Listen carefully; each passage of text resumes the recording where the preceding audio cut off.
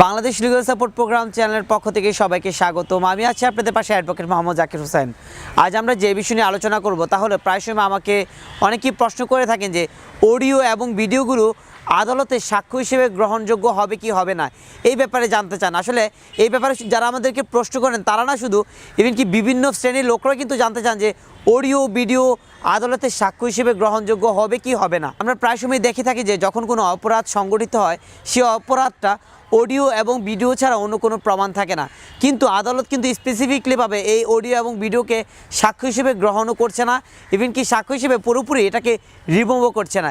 কেন কারণ কাউন্ট করেনি, সেজন্য হলো যে যখন একজন ছবি তুলবে এই ছবিটাকে কিন্তু গলা কেটে তারা আরেকজনের সাথে এক্সচেঞ্জ করতে পারবে, সেক্ষেত্রে আপনাদের যে কোনো ছবি কিন্তু কাউন্টেবল না, অর্থাৎ এটাকে সাক্ষ্য হিসেবে আপনারা অ্যাকসেপ্ট করবেন আদালত।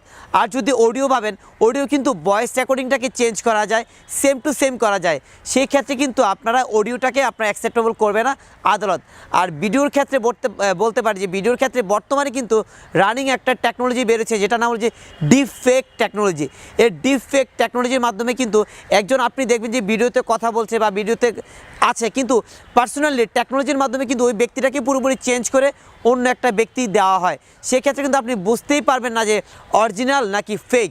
সো এই ক্ষেত্রে ডিপ ফেকের কারণে কিন্তু বর্তমানে রানিং যে সিচুয়েশন, এই সিচুয়েশনে কিন্তু সাক্ষ্য হিসেবে অডিও ভিডিও ছবিগুলোকে একান্তইভাবে এগুলোর উপর ভিত্তি করে আপনাদের কোনোভাবেই খালাস দেওয়া যাচ্ছে না, ইভেন কি সাজাও দেওয়া যাচ্ছে না। আপনারা হয়তো তাহলে বলবেন যে অডিও এবং ভিডিওর কি তাহলে কোনো প্রমাণই থাকবে না, বা এগুলোর উপর ভিত্তি করে কি তাহলে কোনো কিছু হবে না, এগুলোর কি কোনো কিছুই মূল্য নেই? তবে এক্ষেত্রে বলতে পারি যে আদালত অবশ্যই পুরোপুরিভাবে এগুলোকে রিমুভ করেনি।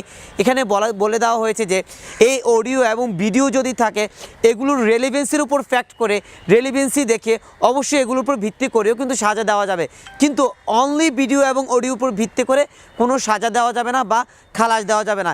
কিন্তু এই অডিও এবং ভিডিওর সাথে যদি কোনো রেলিভেন্সির প্রমাণ পাওয়া যায় বা সাবঅর্ডিনেট কোনো প্রমাণ পাওয়া যায়, উক্ত সাবঅর্ডিনেটের সাথে বা রিলেভেন্সির সাথে কিন্তু এই অডিও এবং ভিডিওটাকে যুক্ত করে অবশ্যই সাজা দেওয়া যাবে, অবশ্যই খালাস দেওয়া যাবে। সো এখন থেকে আপনারা যারা আছেন, যারা আমাকে এই প্রশ্নটা প্রায় সময় করে যান যে অডিও অথবা ভিডিও আছে আমার কাছে, অন্য কোনো প্রমাণ নেই, সেক্ষেত্রে আমি বলবো অবশ্যই অডিও ভিডিওটা অবশ্যই রেখে দেবেন। এটাও কিন্তু ওয়ান কাইন্ড অফ প্রমাণ হিসেবে আপনাদের কাজ করবে, যদিও 100% কনক্লুসিভ প্রুফ হিসেবে কাজ করবে না, কিন্তু সাবঅর্ডিনেট প্রমাণ হিসেবে অবশ্যই কাজ করবে।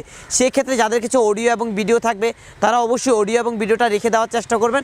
পরবর্তীতে কিন্তু আদালতে অবশ্যই সাক্ষ্য প্রমাণে আপনাদেরকে অবশ্যই কাজ করবে অডিও এবং ভিডিও। সেক্ষেত্রে আমি আপনাদেরকে বলতে পারি যে আমাদের সবচেয়ে বড় একটা ঘটনা মিন্নি রিফাত হত্যাকাণ্ড। এই হত্যাকাণ্ডে আমরা সবাই কিন্তু দেখেছি যে ভিডিওর মাধ্যমে কীভাবে রিফাতকে কুপিয়ে হত্যা করা হয়েছে। এক্ষেত্রে আপনারা বলতে পারেন যে তাহলে এই ভিডিওর উপর ভিত্তি করে কি মিন্নির কি সাজা হয়েছে? তবে আপনারা পুরোটাই ভুল।